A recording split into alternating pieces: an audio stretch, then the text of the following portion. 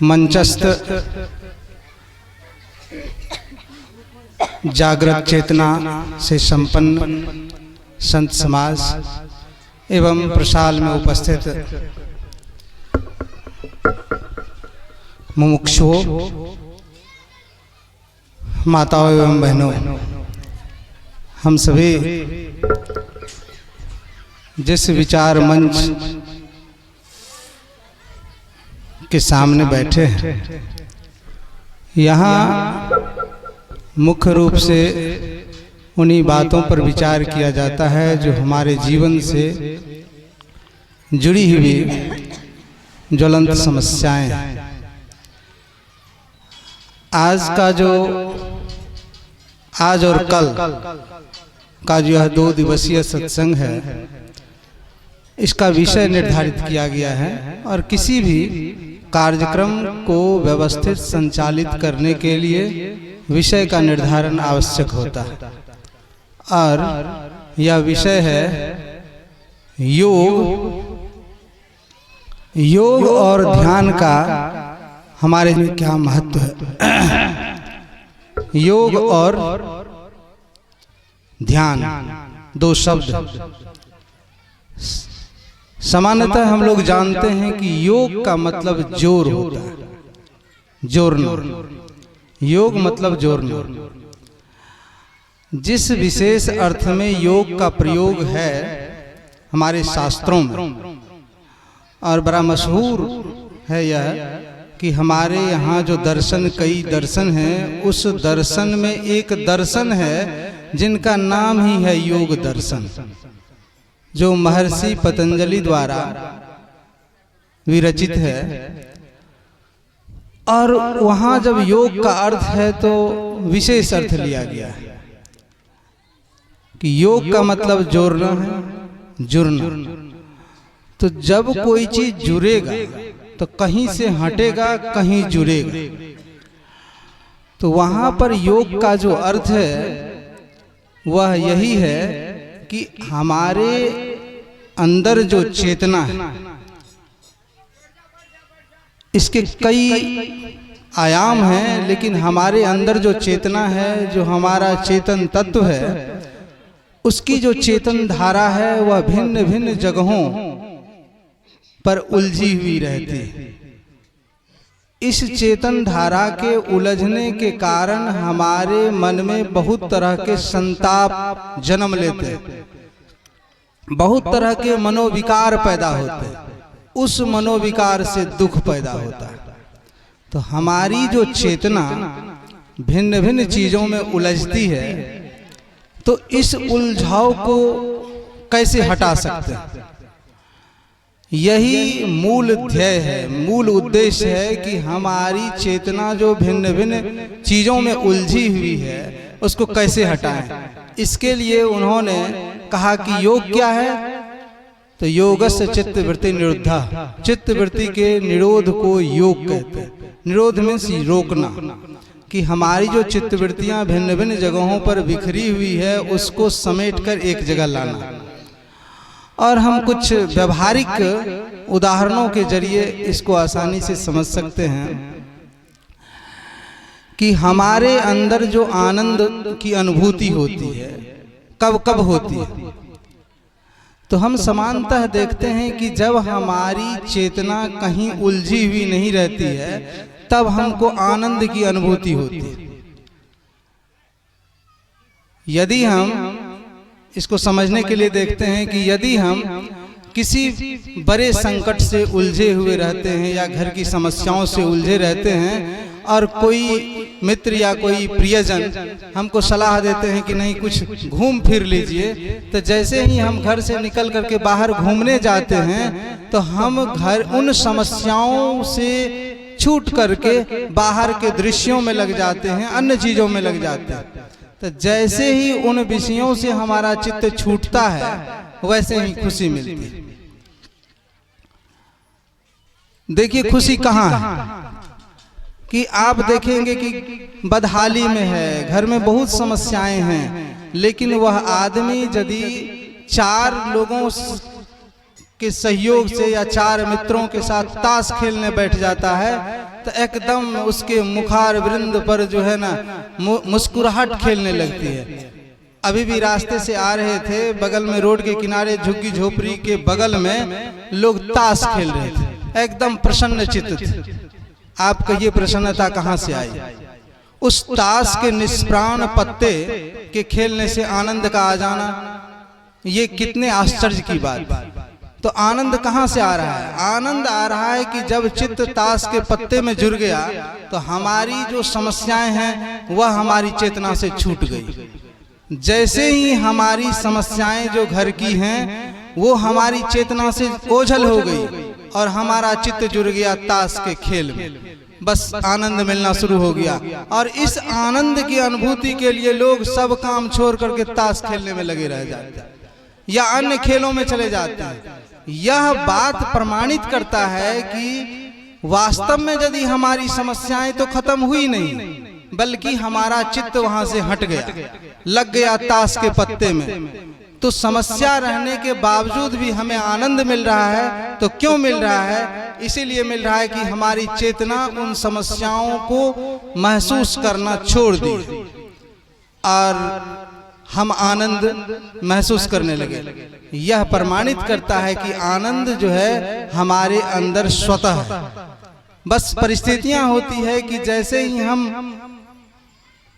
उन समस्याओं में उलझे चित्त को समेट लेते हैं, चाहे जैसे समेट लें, हम आनंद की अनुभूति कर पाते हैं। यही कारण है कि खेलों पर लाखों करोड़ों खर्च किए जाते हैं, कारण उसके जरिए हमारी चेतना उस उलझनों से छूट जाती है। जब यह बात पता चल गया हमारे पूर्व के मनीषियों को कि हमारे दुखों का मूल कारण बाहर की समस्या नहीं बल्कि हमारी चेतना का उलझ जाना है, तो उन्होंने इसका निदान निकाला कि यदि हम अपनी उस चेतना को उन समस्याओं से हटा लेते हैं तो फिर हम दुख से छूट जाएंगे। और इसके लिए कई अन्य साधन लोग सामान्यतः अपनाते हैं, लेकिन उन साधनों के लिए दूसरा साधन चाहिए। जैसे कोई भी चीज है, हम लोग बाजार घूमने जाएं कि मेला घूमने जाएं या अन्य कहीं जाएं, ये सब सामान्य साधन है और हर समय टिक नहीं सकता है। हमारी चेतना को दुख से छुड़ाने के लिए एकदम सामान्य साधन है, एकदम कुछ समय के बाद खत्म हो जाने वाला, और हम लोग उतना समय उसमें दे भी नहीं सकते हैं। तो मनीषियों ने इस पर पूरी खोज की। हजारों साल पहले से मनीषियों ने इसकी पूरी खोज की कि इसका मूल कारण क्या है। जब मूल कारण पता चल गया कि चित्त वृत्ति के उलझाव ही इसका कारण है, तो फिर कैसे सुलझेगा, इस पर काम करना शुरू किया। और उनको इस बात का रहस्य सूत्र पता चला कि इनको समेटा जा सकता है। भगवान बुद्ध ने कहा संसार में दुख है, दुख के कारण हैं और इसके छूटने के उपाय भी हैं। दुख से छूटना संभव है। तो अब कैसे छूटा जा सकता है? तो एक ही बात है कि हम अपने चित्त वृत्ति को समेट ले कैसे उनसे। तो उनको समेटने का जो सबसे बेहतर और सबसे कम ऊर्जा खर्च करके जो समेटने का उपाय हो सकता है, वह मनीषियों के हाथ जो लगा वह है श्वास साधना हो, दृष्टादृश्य अभ्यास हो, दृष्टि योग साधन हो। यह सब हमारी जो आंतरिक साधनाएं हैं, यह साधन हाथ लगा। तो उन्होंने कहा कि बाहर जो हम सुख ढूंढते हैं वह सुख है नहीं, बल्कि सुख हमारे अंदर। या दुख जो महसूस होता है वह भी हमारे अंदर में उस उलझाव के कारण ही होता है, दुख है नहीं। एक छोटा सा दृष्टांत देते हैं। एक बच्चा जरा शाम हो जाने के बाद बिल्कुल मैंने समझने लायक है कि शाम होने के बाद गया बाहर में लैट्रिन करने, जैसे बाहर, और कुछ देर के बाद दौड़ा हुआ बड़ा डरा हुआ सा आया। कहा क्या हुआ? तो कहा कि मेरे देह पर कोई लगता है सांप चढ़ गया। तो पीछे की ओर वो कह रहा था, तो लोग देखा तो कहा कहाँ है? तो कहा हाँ है, पीछे जो लटक रहा है वह उसके जो डराडोर है उसी का छोर लटका हुआ था। तो आप समझिए कि वह क्यों डरा। नहीं, ये बिल्कुल यथार्थ बात है। भय का कारण क्या था? भय का कारण उसके मन में जो धारणाएं बन गई कि सांप चढ़ गया, उसका छोर स्पर्श कर रहा था शरीर को, उसको लगा कि यह सांप का पूंछ है। तो हम अब यह बताइए कि यथार्थ में डर की बात नहीं है, लेकिन उसको डर हो रहा है। क्यों? अपने विचार से डर रहा है, अपनी भावना से डर रहा है। हमारे सुख या दुख का कारण हमारी भावनाएं हैं। एक दूसरा दृष्टांत देखिए कि गुरु द्रोण युद्ध में लड़ रहे थे। गुरु द्रोण को, ये सब कहानी आप सब आदमी जानते हैं कि गुरु द्रोण को कृष्ण की सलाह से भीम द्वारा अश्वत्थामा हाथी को मरवा करके हल्ला करवा दिया गया कि अश्वत्थामा मारा गया। अश्वत्थामा हतो नरो वा कुंजरो वा।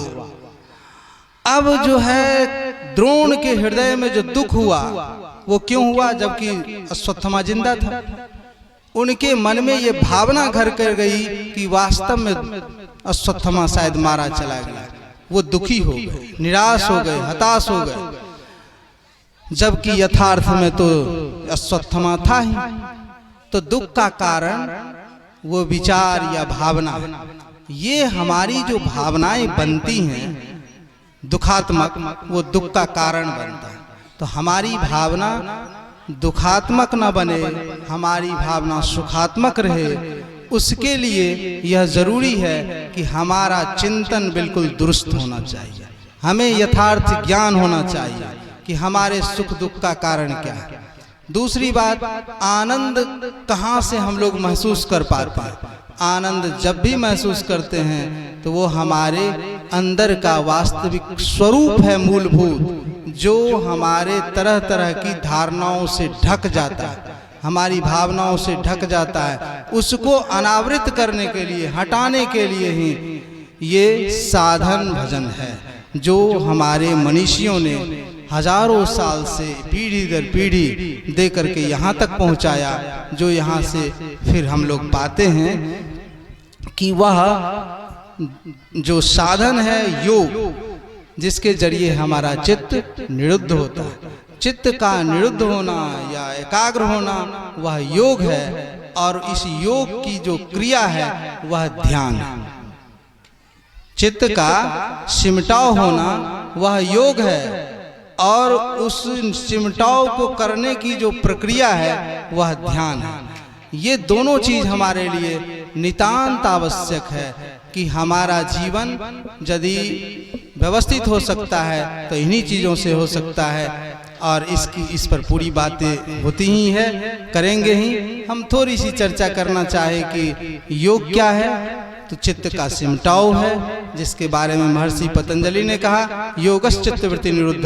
और निरुद्ध करने की जो प्रक्रिया में हम लोग बैठते हैं वह ध्यान है। चित्त को एकाग्र करने की प्रक्रिया ध्यान है, और यह जब हम करते हैं तो हम उस अपने आत्म स्वरूप को स्वतः पाते हैं, और हमारा आत्म स्वरूप ही आनंदमय है। जैसे उसका जब जब भान होता है तो आनंद स्वतः अनुभूत होता है।